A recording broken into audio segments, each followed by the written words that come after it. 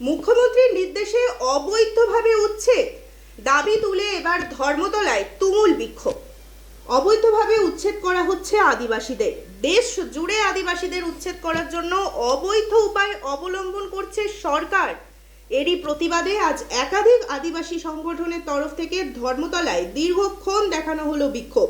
আন্দোলনের কারণ হচ্ছে রাজ্য সরকার গত 6 ফেব্রুয়ারি বীরভূমের দেউচা পাচামিতে গোলামুখ কয়লা খনির কাজ শুরু করেছেন।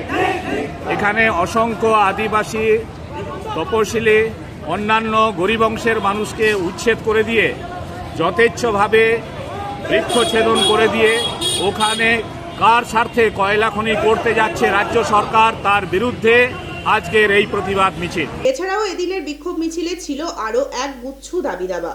মূল নিবাসী ঐক্যমঞ্চের পক্ষ থেকে পশ্চিমবঙ্গ আদিবাসী অধিকার মঞ্চ পক্ষ থেকে এক প্রতিবাদী মিছিলের আয়োজন করা হয়, যা জমায়েত স্থান শিয়ালদা স্টেশন সাউথ শাখার কাছে। সেখান থেকে মিছিল করে ধর্মতলা চ্যানেল পর্যন্ত চলে মিছিল জুড়ে পা মেলান আদিবাসী সংগঠনের মানুষজনেরা। প্ল্যাকার্ড ও স্লোগান সহযোগে চলে বিক্ষোভ। শুক্রবার এই প্রতিবাদ মিছিলের মূল দাবি ছিল দেউচা পাচামিতে উন্নয়নের নামে আদিবাসীদের উপর সরকার দ্বারা অবৈধভাবে উচ্ছেদ করা হচ্ছে, যা বন্ধ করতে হবে অবিলম্বে। দেউচা পাচামিতে কয়লা খনি বাতিল করতে হবে।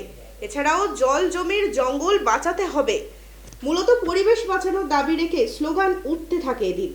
আদিবাসী সমাজের অধিকার রক্ষার লড়াই নিয়েই চলে কর্মসূচি। অবিলম্বে কয়লা খনির নামে উন্নয়নের নামে আদিবাসীদের উচ্ছেদ বন্ধ করতে হবে বলতে থাকেন তারা। সম্প্রতি রাজ্যের মুখ্যমন্ত্রী মমতা বন্দ্যোপাধ্যায় বলেন, ভারতের বৃহত্তম কয়লা খনি নামে এই কয়লা খনি বিকশিত হবে, প্রচুর উন্নয়ন হবে, যার ফলে বহু লোক জীবন জীবিকা পাবে নতুন করে। কিন্তু সেখানেই আপত্তি আদিবাসী সম্প্রদায়। তাদের কথায় মুখ্যমন্ত্রী মমতা বন্দ্যোপাধ্যায় একথা বলছেন ঠিকই, কিন্তু প্রকৃতির উপরে খুব বেশি চাপ পড়লে হতে পারে বিপরীত, যার ফলে শেষমেশ বিপদে পড়বেন গোটা আদিবাসী সমাজ। তাই অবিলম্বে এই কয়লা খনির প্রস্তাব বন্ধ করতে হবে। উন্নয়নের নামে অবৈধ উচ্ছেদ করা চলবে না বলে বিক্ষোভে ফেটে পড়েন এদিন তারা। ধর্মতলায় এক টানা চলে বিক্ষোভ।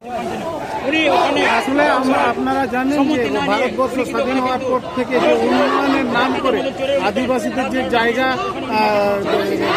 কেড়ে নেওয়ার একটা মানে পরম্পরাগত সিস্টেম তৈরি হয়েছে, সেই সিস্টেম লাগাতার চলে আসছে, পরম্পরাগতভাবে চলে আসছে।